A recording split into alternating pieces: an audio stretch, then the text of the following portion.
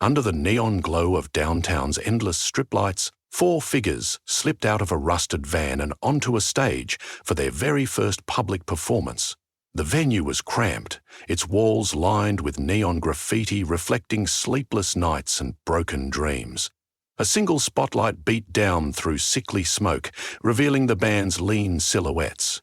The vocalist, Silas, reached for the mic and unleashed a voice so melodic it was almost supernatural. While the uninitiated crowd squinted and murmured, the enthralled front row pressed closer, unable to resist the haunting notes.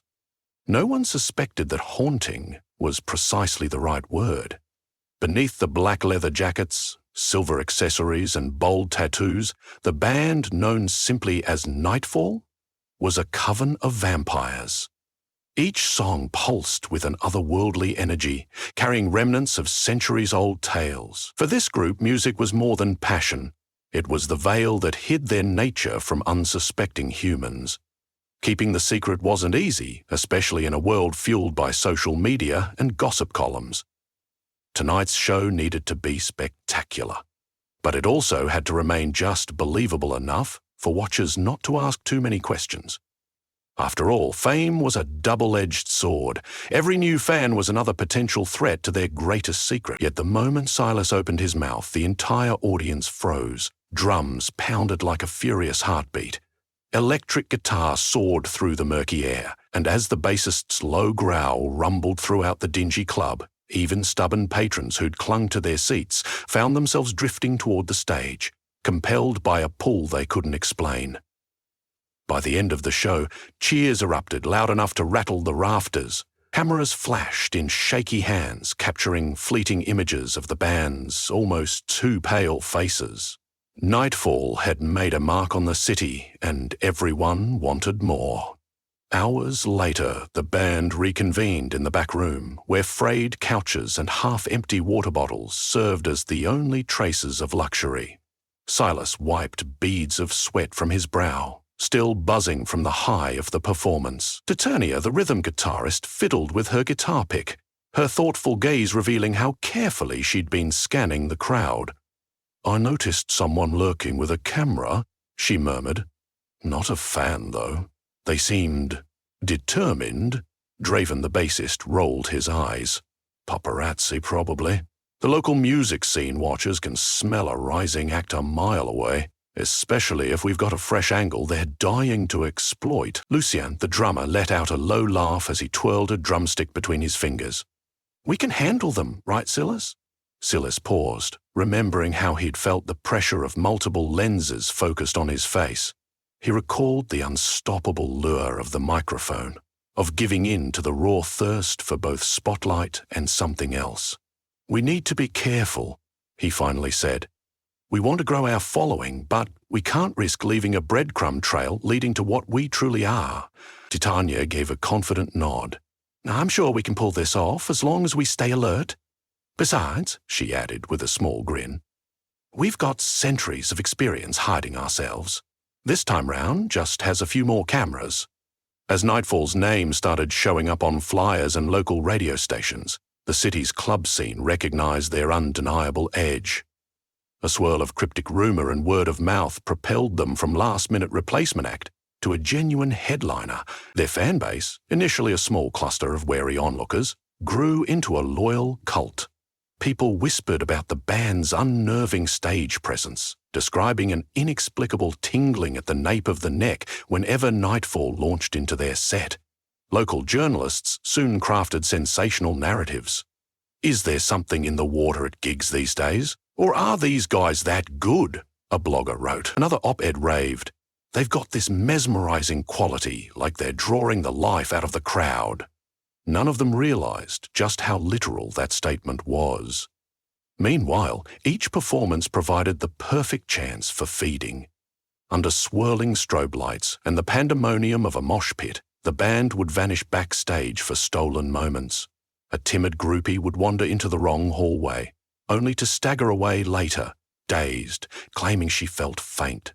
A stagehand might stumble upon Draven leaning over an unconscious figure, only to find the bassist later rummaging through gear as if nothing had happened. So far, No gossip rag or social media post could pin them down. The world, enamored with their hypnotic chords, gave Nightfall the benefit of the doubt. One night, Silas found himself in conversation with Quinn, a dedicated fan who had hunted him down after a gig at a larger venue. Rain hammered the tin roof above them, the hush of the backstage corridor oddly comforting. Quinn, starstruck yet oddly assertive, stood with a bundle of vinyl singles under one arm. Her eyes shimmered with that mix of awe and curiosity that Silas had grown used to seeing. "I've been following you guys for months," Quinn confessed, brushing dyed red hair aside from her cheek. "There's something about your music. It's hard to put into words, but it's like the lyrics pierce me." Silas smiled graciously, reticent to appear too welcoming. "I'm glad it resonates with you," he replied, stepping deeper into the shadows. "We pour ourselves into every note." She laughed, sounding slightly nervous. "Well, you guys are about to blow up, you must know that. Everyone's buzzing, even mainstream media." Quinn paused, shifting on her heels. "But I've noticed some fans claim you're never really seen in daylight, and that no one's ever gotten a close-up interview." She lifted her phone, as if prepared to record. "Any chance you'd let me do one?" He hesitated, acutely aware of her racing pulse.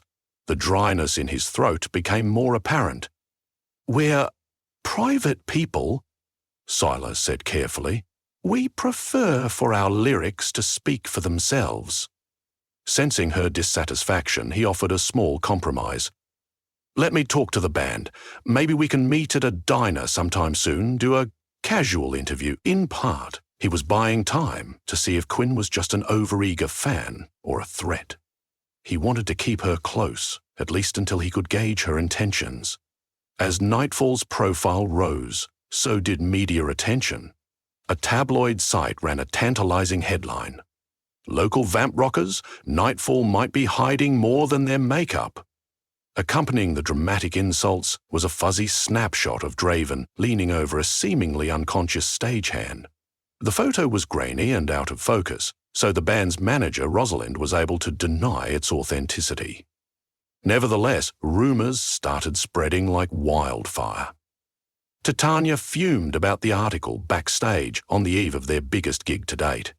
"We've always been the ones to manipulate the story, not the other way around," she grumbled. "We can't afford such sloppy mistakes if we're going national." Lucien bit his lip. "These days you can't hide behind an alibi. Not when people have smartphones glued to their hands. If it wasn't for Rosalind's quick spin job, who knows what tabloids would be saying now." Their manager was indeed a master at weaving half-truths, claiming Draven had most likely been helping a crew member who'd had too much to drink. With a dismissive giggle and some well-placed phone calls, she'd scaled the mountain of rumors and convinced the majority that Nightfall was just the next edgy band. No more, no less. But neither Rosalind nor the band were neavy enough to think that luck would never run out. That night, in a half-lit green room, Silas gathered the group and fixed them with a determined stare. "We've got to be smarter. If we slip up, we'll be remembered as a viral scandal, not a once-in-a-century band." His eyes flicked to Lucien, who had taken increasingly reckless risks feeding during shows, to Draven, who seemed to have a knack for being in suspicious positions, and to Titania, whose fierce protective streak could lead her to lash out in ways that might expose them. "This is our shot at leaving a real mark on human history. Let's not blow it." When the band stepped onto the stage that night, the venue was packed beyond capacity. Camera phones lit up the darkness like 1,000 artificial stars. A hush fell over the crowd as Silas approached the microphone. It was the biggest audience they'd ever faced. Titania's guitar chords started with a foreboding hum reminiscent of distant thunder. Draven's bass line crept through the walls like a predator in a blackened forest. Lucian's drums struck with forbidding precision. Then Silas's voice sliced through the growing tension. They were unstoppable in that moment. Every lyric was drenched in the ache of endless nights and the longing for a place in a world that would loathe them if the truth came out. Every chord awakened a primal stirring in the audience, weaving a tapestry of euphoria and hushed fear. Security struggled to keep the fans from surging onto the stage. Toward the end of the set, though, Silas sensed a disturbance. A flicker from the corner of his eye. Someone scaling the barricade. With his heightened senses, he smelled adrenaline, determination, and something more. His eyes scanned the throng as he sang. Then he spotted them. 2 paparazzi perched on a security railing, telephoto lenses aimed directly at the stage. Silas's stomach twisted. They might capture something in slow motion, some unguarded moment that revealed more than sweat trailing down their pale throats. But he kept singing, playing the part of the charismatic frontman, enthralling the crowd even as dread coiled in his gut. After the concert, as fans dispersed in a flurry of shrieks and excited chatter, the paparazzi found their way backstage. Rosalind tried to intercept them. She put on her most professional, lawyerly smile and insisted that the band was too exhausted for interviews. But these were no ordinary paparazzi. They had the vicious gleam of those who believed themselves on the cusp of a career-defining scoop. The older of the two, a man with sharp blue eyes and a determined scowl, demanded an audience with Silas. "We have footage of you," he announced grimly. "It'll blow the lid off all those rumors." Rosaline's expression froze, but she recovered with a snarky quip. "Footage of a rock band performing on stage? Forgive me if that's hardly shocking news."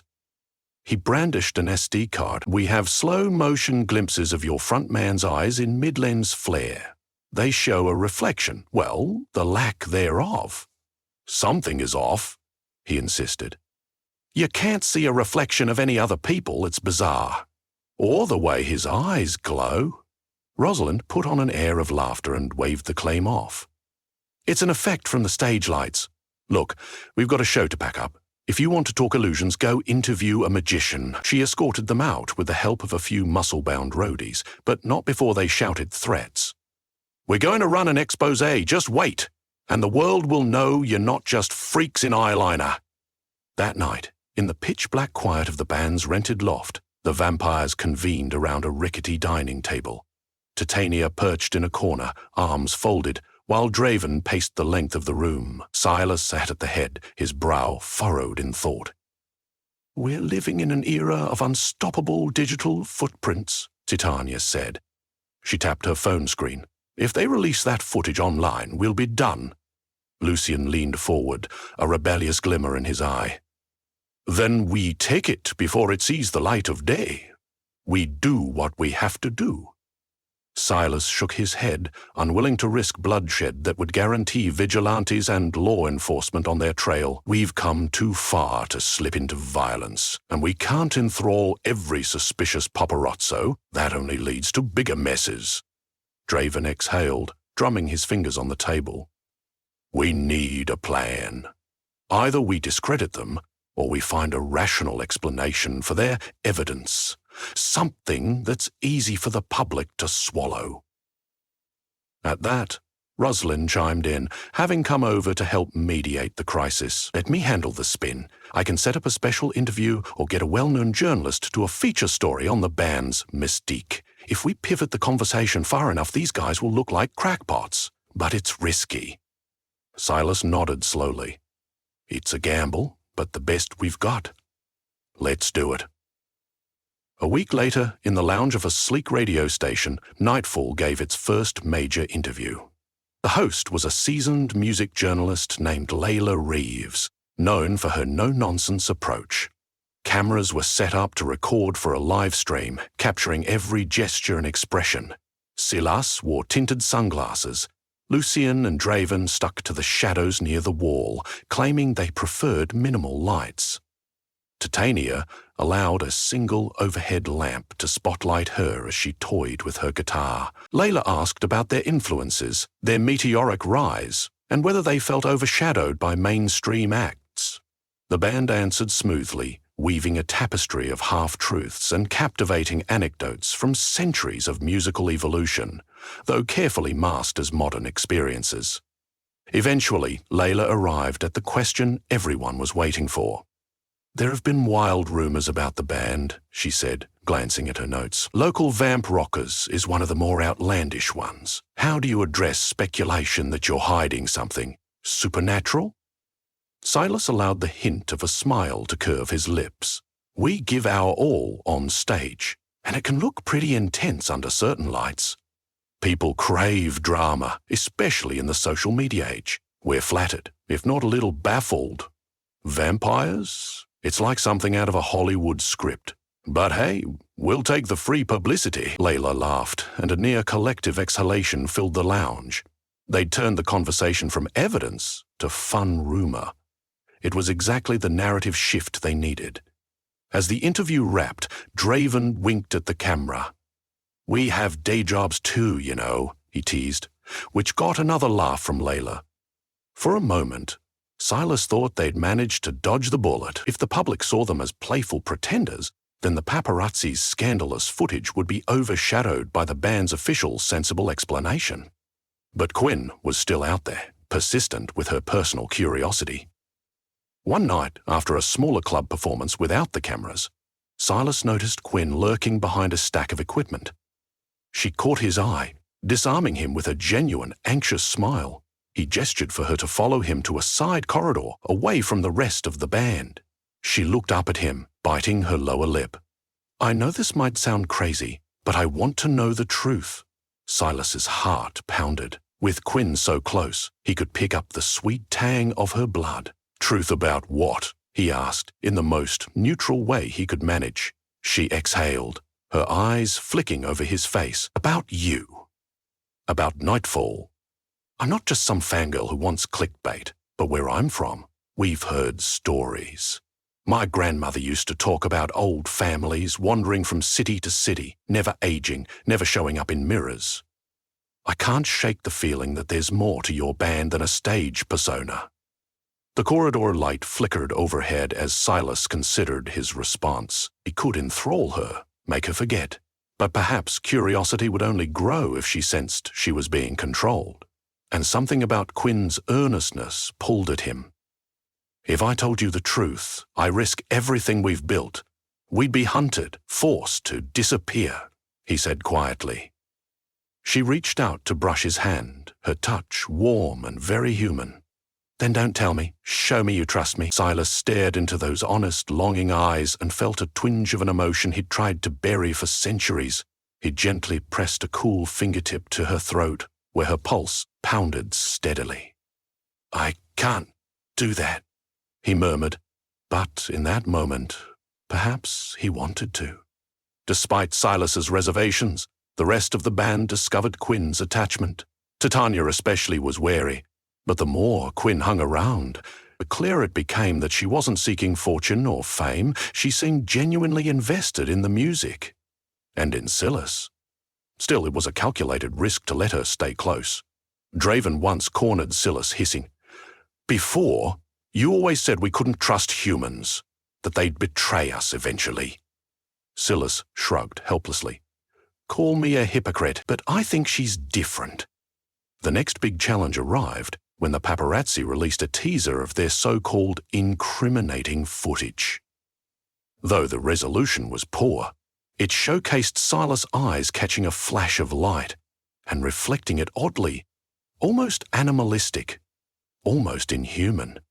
Tabloid headlines went wild, calling it "the proof we've all been waiting for." Mainstream outlets remained skeptical, but the story bled into the public consciousness. Nightfall prepared for the worst. Fans might still accept them, but the real fear was that determined hunters would emerge from the shadows. Silas remembered past lifetimes when he and his coven had to vanish. Entire towns would be burned in hysteria, fueled by rumors of fanged demons who thrived in darkness. This time, though, the reaction was different. If anything, the viral clip turned more people toward Nightfall's music, drawn by the taboo mystique, rock band to the damned, or just cool special effects, read one trending article. Even skeptics wanted a glimpse, which shot Nightfall's album sales through the roof. In the haze of swirling speculation, an industry rep from a major label invited the band to sign a deal. They would embark on a world tour, starting with night shows in half a dozen countries. Among the rep's demands was a polished public relations campaign designed to quell or capitalize on the vampire rumors, whatever made the most money. It was an opportunity beyond what any of them had dared dream. That night, the band sat around the same rickety table in the loft. Contracts were spread out before them. Lucian chewed the end of a pen. Draven fiddled with a silver ring, his face showing uncharacteristic nervousness. Titania traced the contract with a slight smile, glimpsing the possibility of performing across continents, weaving their music through unsuspecting humanity. Silas, however, was unusually quiet. "If we do this and become international sensations, everything we do will be magnified tenfold," he said. "There might be nowhere to hide if anyone finds real proof." Rosalind offered a pragmatic shrug. "Then we stay vigilant. You've survived centuries using caution and cunning. No reason to stop now." But from the corner of his eye, Silas spotted Quinn standing in the hallway. Over the last few weeks, she and Silas had grown closer, and though he still hadn't confirmed her suspicions, deep down he knew she understood. Sometimes, at dusk, she'd look at him in a way that suggested she'd put the pieces together, but had chosen to remain silent. At their farewell show before the international tour, the crowd reached an almost feverish pitch of excitement. Nightfall delivered each note with heart, forging a supernatural connection so dense people claimed they could taste the darkness in the air. The paparazzi, kept at bay by robust security, seized distant shots while fans pressed themselves to the barricades. Quinn stood near the side of the stage, her face illuminated by the swirling lights, pride and longing etched into her features. In the final encore, Silas stepped up to the mic, drenched in sweat under the spotlight that gleamed off his pale skin. He felt the audience's collective pulse, the electricity of their adoration. It fed him in a way that went beyond blood. This was acceptance, the closest thing to true belonging he'd ever experienced among humans. When they struck the final chord, confetti rained from the rafters. Nightfall took their bows amid thunderous applause.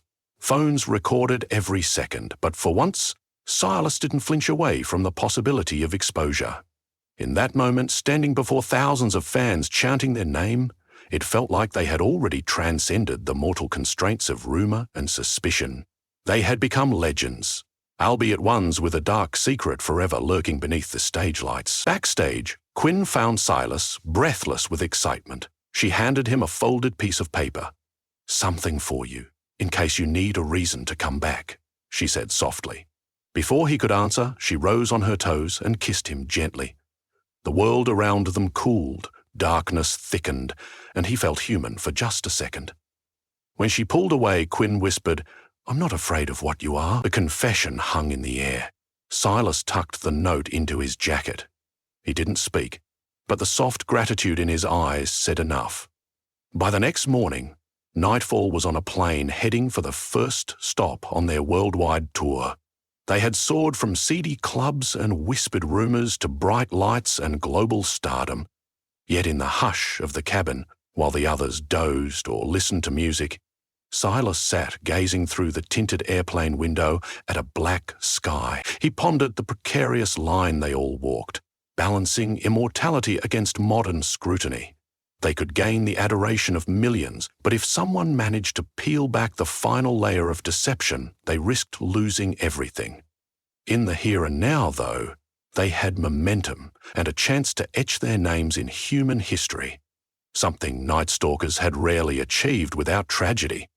Behind him, Draven's bass amp hummed quietly in its case, vibrating with dormant power. Across the aisle, Titania polished her guitar, eyes half-lidded in serene contemplation. Lucian was drumming with pencil tips on his tray table, while Rosalind meticulously flipped through the tour schedule. They were a band like none other, eternally bound by secrecy, forging chords that resonated across centuries. If they played it smart, the paparazzi and doubters would remain just that, outsiders looking in, never fully piercing the truth. And as for Quinn, Silas silently vowed to return, no matter how far their tours took them. Love, trust, music, immortality. If he'd learned anything from centuries of existence, it was that souls craved connection, whether mortal or undead. And for the moment, at least, that connection burned bright, ready to enthrall the world with every chord they struck and every secret they kept hidden in the shadows.